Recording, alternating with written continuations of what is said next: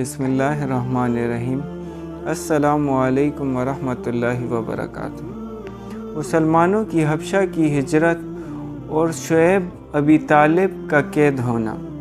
مسلمانوں کو اور ان کے سردار فخر دو عالم صلی اللہ علیہ وآلہ وسلم کو جب کفار سے تکلیف پہنچتی ہی رہی اور آئے دن ان میں بجائے کمی کے اضافہ ہی ہوتا رہا، تو حضور صلی اللہ علیہ وآلہ وسلم نے صحابہ رضی اللہ تعالیٰ عنہ کو اس کی اجازت فرما دی کہ وہ یہاں سے کسی دوسری جگہ چلے جائیں، تو بہت سے حضرات نے حبشہ کی ہجرت فرمائی۔ حبشہ کے بادشاہ اگرچہ نصرانی تھے اور اس وقت تک مسلمان نہ ہوئے تھے، مگر ان کے رحم دل اور منصف مزاج ہونے کی شہرت تھی۔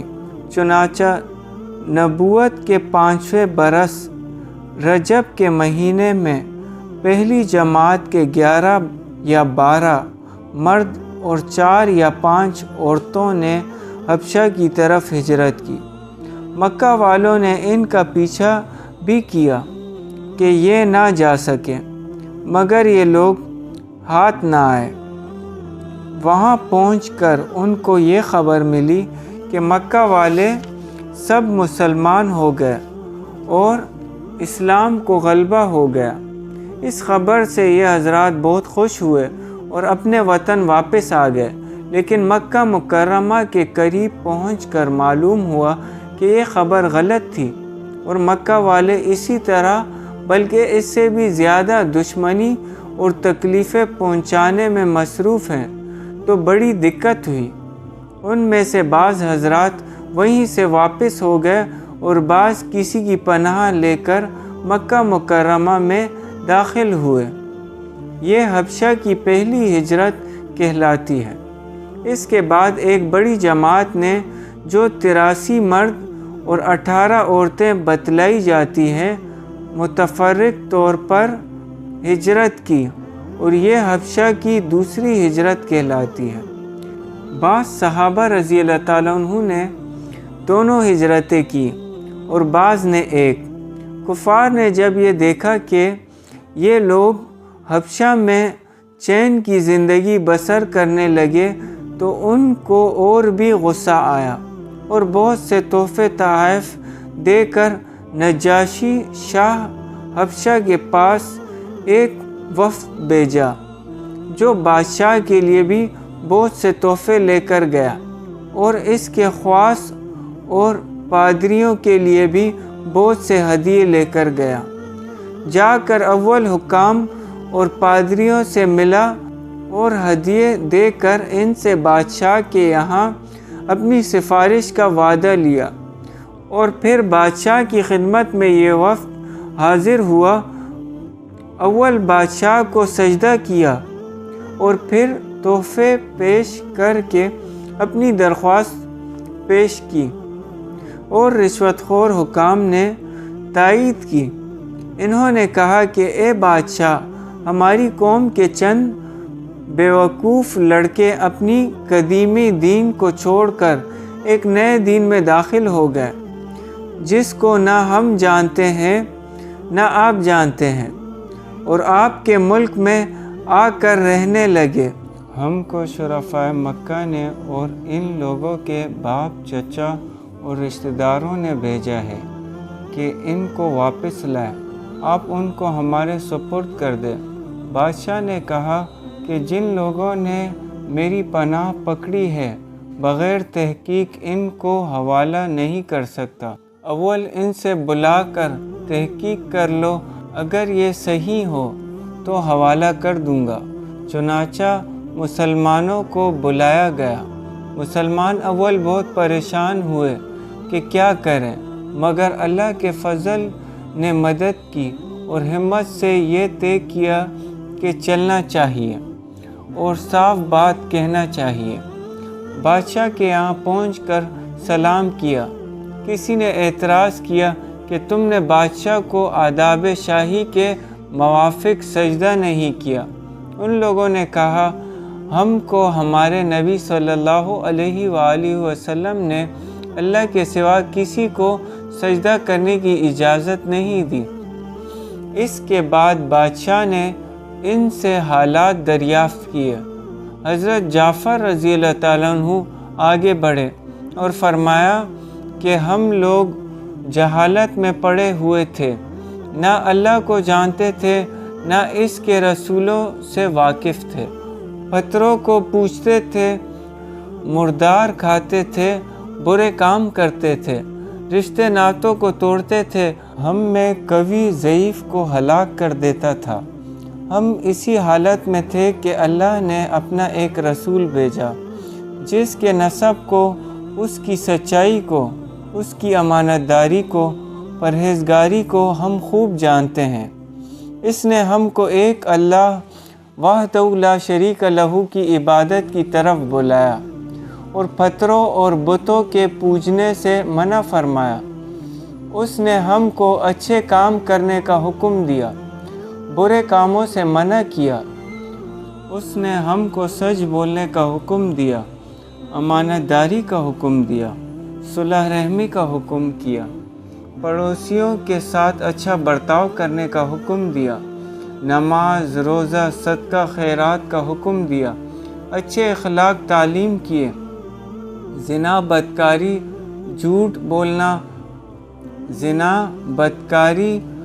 بولنا، یتیم کا مال کھانا، کسی پر تہمت لگانا اور اس قسم کے برے اعمال سے منع فرمایا۔ ہم کو قرآن پاک کی تعلیم دی، ہم اس پر ایمان لائے اور اس کے فرمان کی تعمیل کی جس پر ہماری قوم ہماری دشمن ہو گئی اور ہم کو ہر طرح ستایا۔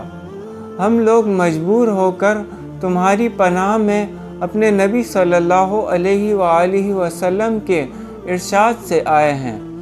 بادشاہ نے کہا، جو قرآن تمہارے نبی صلی اللہ علیہ وآلہ وسلم لے کر آئے ہیں وہ کچھ مجھے سناؤ۔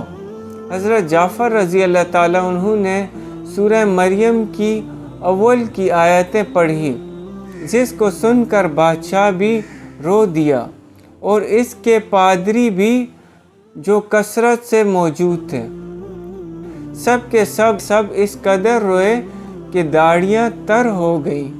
اس کے بعد بادشاہ نے کہا کہ خدا کی قسم، یہ کلام اور جو کلام حضرت موسیٰ علیہ السلام لے کر آئے تھے ایک ہی نور سے نکلے ہیں، اور ان لوگوں سے صاف انکار کر دیا کہ میں ان کو تمہارے حوالے نہیں کر سکتا۔ وہ لوگ بڑے پریشان ہوئے کہ بڑی ذلت اٹھانا پڑی۔ آپس میں صلاح کر کے ایک شخص نے کہا کہ کل میں ایسی تدبیر کروں گا کہ بادشاہ ان کی جڑ ہی کاٹ دے۔ ساتھیوں نے کہا، ایسا بھی نہیں چاہیے، یہ لوگ اگرچہ مسلمان ہو گئے مگر پھر بھی رشتہ دار ہیں، مگر اس نے نہ مانا۔ دوسرے دن پھر بادشاہ کے پاس گئے اور جا کر کہا کہ یہ لوگ حضرت عیسیٰ علیہ السلام کی شان میں گستاخی کرتے ہیں، ان کو اللہ کا بیٹا نہیں مانتے۔ بادشاہ نے پھر مسلمانوں کو بلایا۔ صحابہ رضی اللہ تعالیٰ عنہ فرماتے ہیں کہ دوسرے دن کے بلانے سے ہمیں اور بھی زیادہ پریشانی ہوئی۔ بہرحال گئے۔ بادشاہ نے پوچھا کہ تم حضرت عیسیٰ علیہ السلام کے بارے میں کیا کہتے ہو؟ انہوں نے کہا، وہی کہتے ہیں جو ہمارے نبی صلی اللہ علیہ وآلہ وسلم پر ان کی شان میں نازل ہوا کہ وہ اللہ کے بندے ہیں، اس کے رسول ہیں، اس کی روح ہیں اور اس کے کلمہ ہیں، جس کو خدا نے کنواری اور پاک مریم علیہ السلام کی طرف ڈالا۔ نجاشی نے کہا کہ حضرت عیسیٰ علیہ السلام بھی اس کے سوا کچھ نہیں فرماتے تھے۔ پادری لوگ آپس میں کچھ چخ کرنے لگے۔ نجاشی نے کہا، تم جو چاہے کہو۔ اس کے بعد نجاشی نے ان کے تحفے واپس کر دیے اور مسلمانوں سے کہا، تم امن سے ہو، جو تمہیں ستائے اس کو تاوان دینا پڑے گا، اور اس کا اعلان بھی کرا دیا کہ جو شخص ان کو ستائے گا اس کو تاوان دینا ہوگا۔ اس کی وجہ سے وہاں کے مسلمانوں کا اکرام اور بھی زیادہ ہونے لگا، اور اس وفد کو ذلت سے واپس آنا پڑا تو پھر کفار مکہ کا جتنا بھی غصہ جوش کرتا ظاہر ہے۔ اس کے ساتھ ہی حضرت عمر رضی اللہ تعالیٰ عنہ کے اسلام لانے ان کو اور بھی جلا رکھا تھا، اور ہر وقت اس فکر میں رہتے تھے کہ لوگوں کا ان سے ملنا جلنا بند ہو جائے اور اسلام کا چراغ کسی طرح بجھے۔ اس لیے سرداران مکہ کی ایک بڑی جماعت نے آپس میں مشورہ کیا کہ اب کھلم کھلا محمد صلی اللہ علیہ وآلہ وسلم کو قتل کر دیا جائے، لیکن قتل کر دینا بھی آسان کام نہ تھا، اس لیے کہ بنو ہاشم بھی بڑے جتھے اور اونچے طبقے کے لوگ شمار ہوتے تھے۔ وہ اگرچہ اکثر مسلمان نہیں ہوئے تھے، لیکن جو مسلمان نہیں تھے وہ بھی حضور صلی اللہ علیہ وآلہ وسلم کے قتل ہو جانے پر آمادہ نہیں تھے۔ اس لیے ان سب کفار نے مل کر ایک معاہدہ کیا کہ سارے بنو ہاشم اور بنو المطلب کا بائیکاٹ کیا جاوے، نہ ان کو کوئی شخص اپنے پاس بیٹھنے دے، نہ ان کے ساتھ کوئی خرید و فروخت کرے، نہ بات چیت کرے، نہ ان کے گھر جائے، نہ ان کو اپنے گھر میں آنے دے، اور اس وقت تک صلح نہ کی جائے جب تک کہ وہ حضور صلی اللہ علیہ وآلہ وسلم کو قتل کے لیے حوالہ نہ کر دیں۔ یہ معاہدہ زبانی ہی گفتگو پر ختم نہیں ہوا، بلکہ یکم محرم سہ نبوی کو ایک معاہدہ تحریری لکھ کر بیت اللہ میں لٹکایا گیا تاکہ ہر شخص اس کا احترام کرے اور اس کو پورا کرنے کی کوشش کرے، اور اس معاہدے کی وجہ سے 3 برس تک یہ سب حضرات 2 پہاڑوں کے درمیان ایک گھاٹی میں نظر بند رہے کہ نہ کوئی ان سے مل سکتا تھا، نہ یہ کسی سے مل سکتے تھے، نہ مکہ کے کسی آدمی سے کوئی چیز خرید سکتے تھے، نہ باہر سے آنے والے کسی تاجر سے مل سکتے تھے۔ اگر کوئی شخص باہر نکلتا تو پیٹا جاتا اور کسی ضرورت کا اظہار کرتا تو صاف جواب پاتا، معمولی سا سامان غلہ وغیرہ جو ان لوگوں کے پاس تھا وہ کہاں تک کام دیتا۔ آخر فاقوں پر فاقے گزرنے لگے، عورتیں اور بچے بھوک سے بےتاب ہو کر روتے اور چلاتے، اور ان کے اعزاء کو اپنی بھوک اور تکلیف سے زیادہ ان بچوں کی تکلیفیں ستاتی۔ آخر 3 برس کے بعد اللہ کے فضل سے وہ صحیفہ دیمک کی نظر ہوا اور ان حضرات کی یہ مصیبت دور ہوئی۔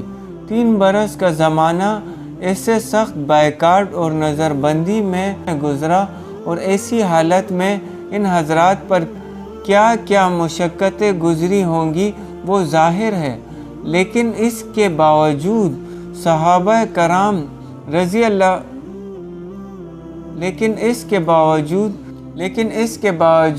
اصحابہ کرام رضی اللہ تعالیٰ عنہ نہایت ثابت قدمی کے ساتھ اپنے دین پر جمے رہے، بلکہ اس کی اطاعت فرماتے رہے۔ فائدہ: یہ تکلیف اور مشقتیں ان لوگوں نے اٹھائی ہیں جن کے آج ہم نام لیوا کہلاتے ہیں، اور اپنے کو ان کا متبع بتلاتے ہیں اور سمجھتے ہیں ہم لوگ ترقی کے باب میں اصحابہ کرام رضی اللہ تعالیٰ عنہ اجمعین جیسی ترقیوں کے خواب دیکھتے ہیں، لیکن کسی وقت ذرا غور کر کے یہ بھی سوچنا چاہیے کہ ان حضرات نے قربانیاں کتنی فرمائی، اور ہم نے دین کی خاطر، اسلام کی خاطر، مذہب کی خاطر کیا کیا۔ کامیابی ہمیشہ کوشش اور سعی کے مناسب ہوتی ہے۔ ہم لوگ چاہتے ہیں کہ عیش و آرام، بددینی اور دنیا طلبی میں کافروں کے دوش بدوش چلے اور اسلامی ترقی ہمارے ساتھ ہو۔ یہ کیسے ہو سکتا ہے؟ اللہ پاک ہمیں سمجھ اور عمل کی توفیق عطا فرمائے۔